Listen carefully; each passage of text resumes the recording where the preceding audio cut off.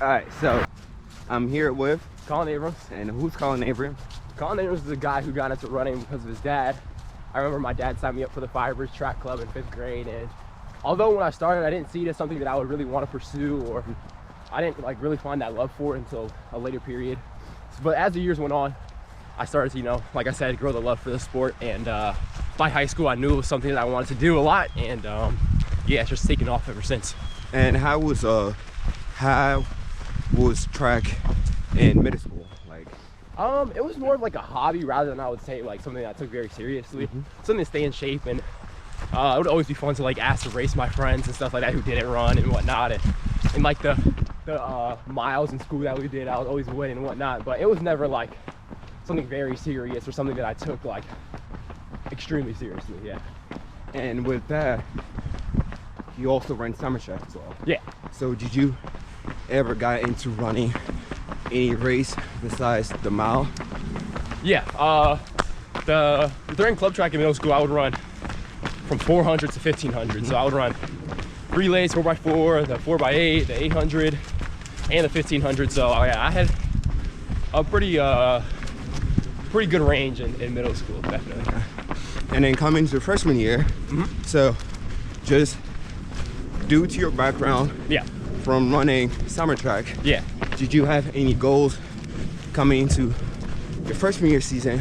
And was those goals affected by COVID? Yeah, I had a big goal coming into my freshman year. The school record at my old school was 159 indoors, I think. And I would definitely want to break that. I mean, coming into high school running 205 in 8th grade, I knew that it was possible with a bit more structured training, and finally running cross country, which would develop my strength a bit more. So I knew it was possible, and I think that COVID actually helped that goal, because we were able to race outdoors during indoor season, which of course may not sound the best, but we got some good weather, and of course outdoor tracks are a bit faster. So I think I was able to run faster earlier and actually able to achieve that goal of breaking 2, I think in December or January of the freshman year. And how did that feel, being able to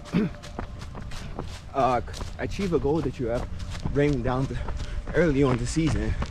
It felt good. It gave me a lot of confidence going into the latter portions of the season, because like I said, it was a bit of a shock. I knew I could do it based on training, but actually going out there and doing it in the race, everyone was happy for me. I was happy for myself, and I think it just built a lot of confidence up for me going into the rest of the indoor season and of course the outdoor season. So then outdoor comes, I see your name in the 400. I'm like, what is this guy doing before? Like, what does he know about the 4? Yeah. But surprisingly, came out there and ran sub 50, not once, but you did it twice. Right. How did that feel? And did that help your 800? Yeah, definitely. I mean, coming into high school, I was running like 55 or 56, so nothing like outstanding. But I think that all the speed work I did over the indoor season and outdoor season, running the 400, I felt really good, and felt like my training was suited for it a little bit. And I think that opening meet where I ran sub 50 for the first time, it shocked me a bit to running that fast. Like I said, it was like a 6-second PR from whatever I had ran in middle school. But yeah, also with the 800, my opening lap my freshman year would always be around 56 seconds, and I think that being able to run 49 kind of increased my confidence and made 56 feel a lot slower. So first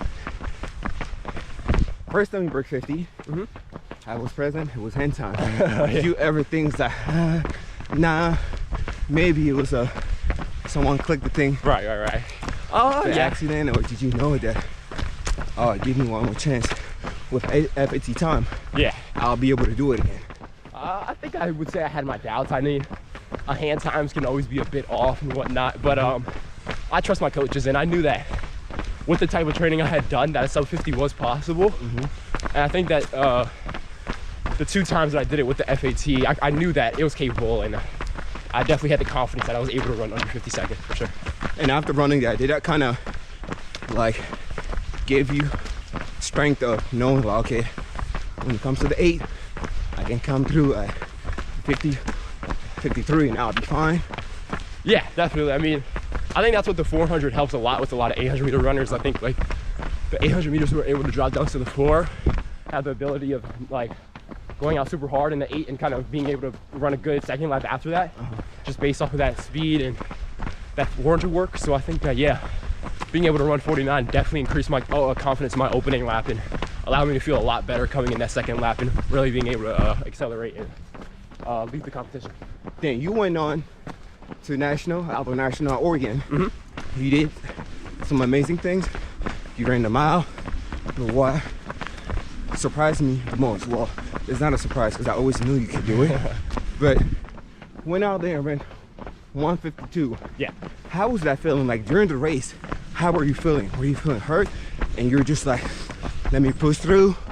And also, what was kind of like your workout leading on to that moment?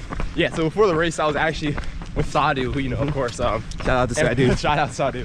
We were both super nervous. I remember, like, we were in that call room. Oh my, I was one of the most nervous I've ever been for a race. You know, long travel and last race of the season, and a lot of training had went into it. So it was a lot of nerves going through my body before the race. But I remember just telling myself, this is my last race. I'm very fit. And the workout you were talking about, I had done an 800 simulation workout. So it was 2 broken 800s with full recovery in between each and 1 minute rest in between the reps. And it was a 4.22 full recovery 4.22. And what was the recovery time? So between the 4s and 2s it was a minute, and then between the 2 different broken 8s it was 10. It was like 10 minutes or something like that. So I did 53, 26, 27, which was like a 146. 146 split 8, and then I did like 55, 27, 26. Which is like 148 or something like that. So in terms of, especially the recovery, being able to run 53 and then having a minute break, but having to now to all out 200 at 27. How did that feel? Because I know if it was me, I'll tell my coach, give me 10 more minutes before, but how did that feel? Yeah, I mean, it was definitely hard. I remember the workout. I mean, it was a hot day out. I was thinking about it all day in school because I knew I was gonna do it.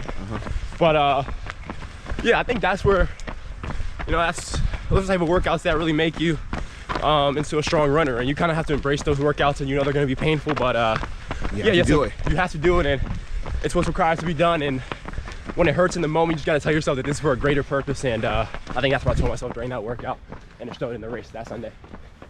You heard that from Colin Abrams, being able to get stronger. You need to fight through this pain. Oh yeah. So, indoor comes. Yeah.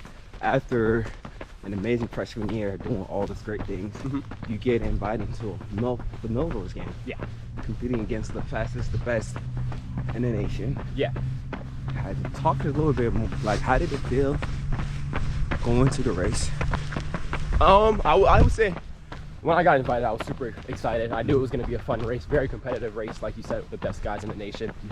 And I would say it was a great learning experience. I mean, it was definitely the toughest competition I've ever faced in my life. I remember looking at the entry list and knowing it was going to be a fast race.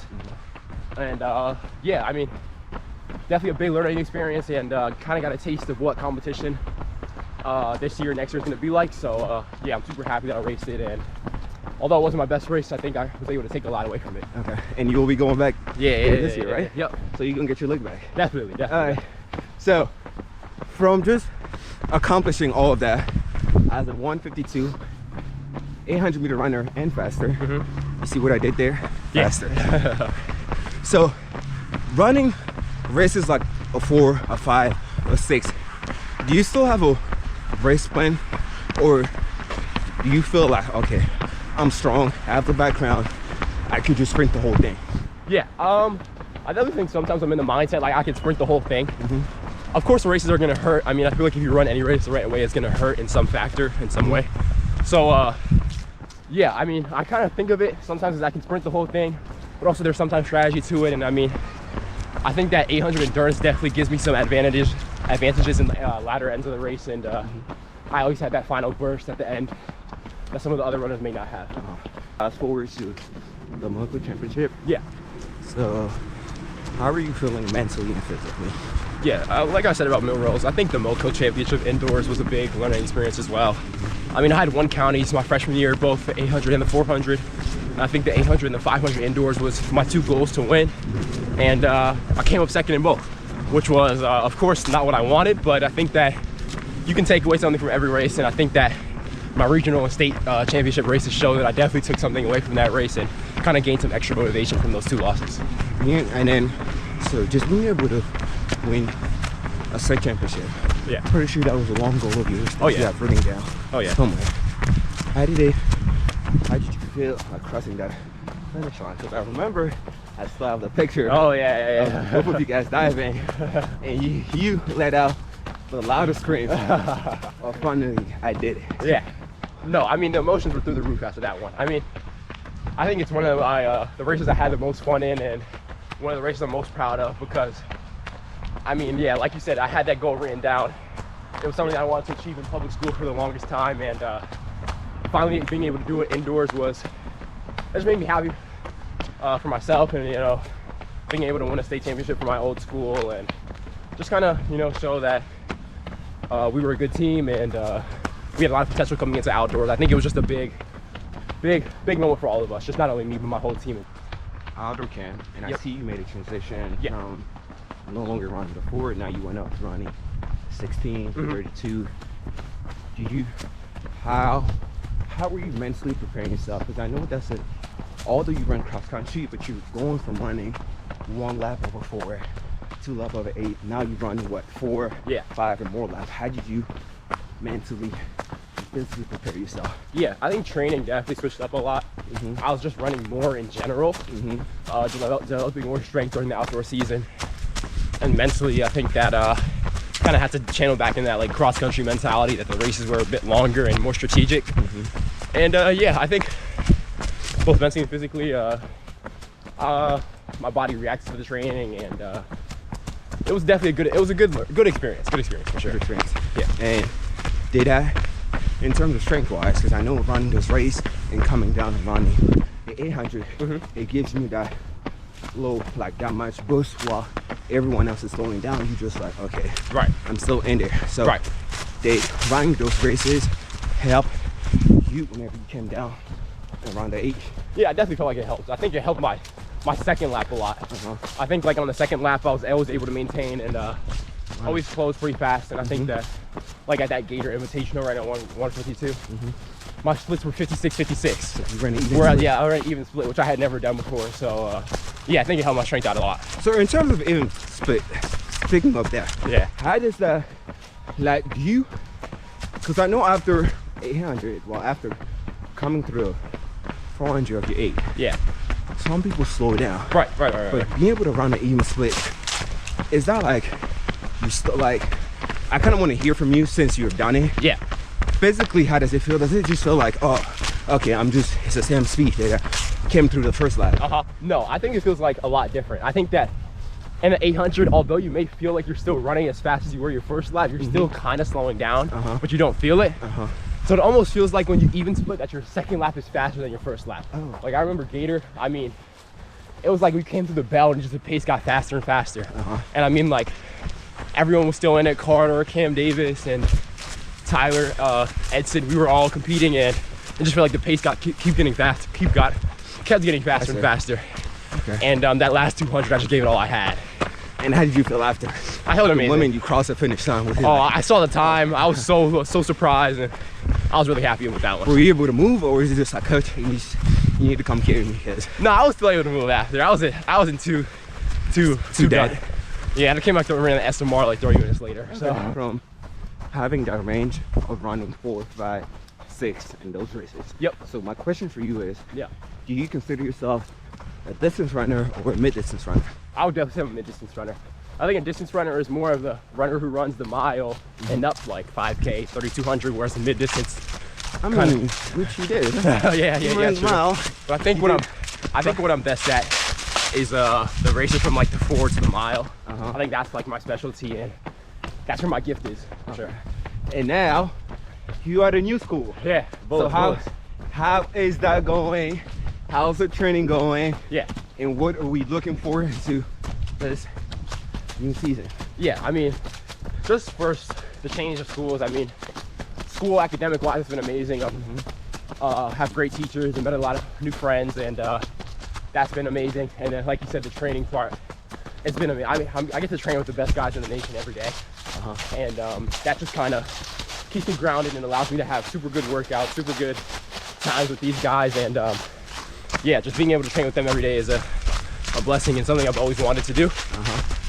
And this season, I would just say, yeah, look out for us. I mean, we're looking good as of now, and I'm really excited to see what we can do in the relays in both the individual events, and we're gonna be at a lot of big meets, so I'll definitely say you should keep an eye out for us.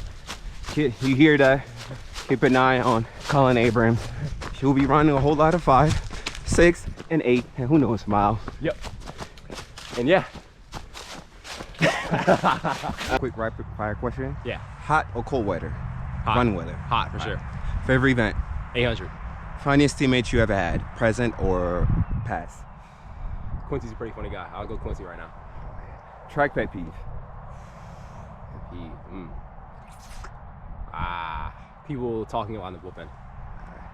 Which one of your teammates has any other talent that no one knows about? Ooh. Mickey Green can cook. Hardest event? Ooh. I gotta go 800 or mile. Favorite uniform? Any of the Bullis ones, any of the variations, any of the colors. All right, so what's the difference between the 1600 and the mile? Nothing. Athlete who inspires you? Ooh, David Rudisha, Kenyan 800 meter runner. Favorite track venue to run on? Indoors, I like the Boston New Balance track or the Armory. And outdoors, Hayward was a good one, and Penn. If you could do any other sport, what would it be? Ooh, basketball. I used to play basketball before I ran track. Okay. Favorite hobby to do besides running? I like to cook. Oh, okay. Yeah.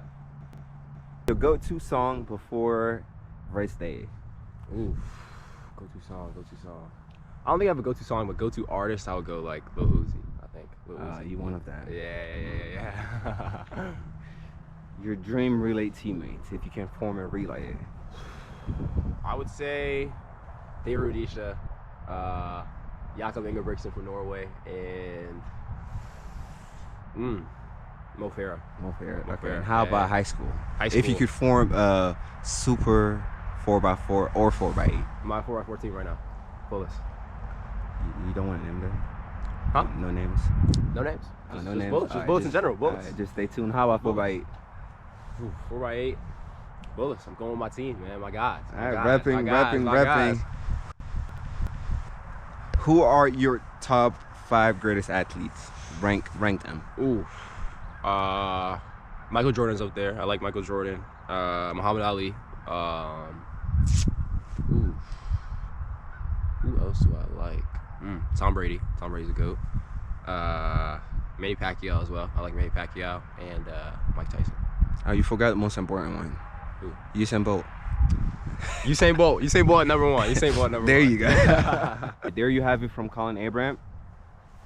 New school, Bullis High School. Watch out for him. Thank you again for joining me today, and sure. I can't wait Always a pleasure to see you accomplish all the great things in in school and on the track.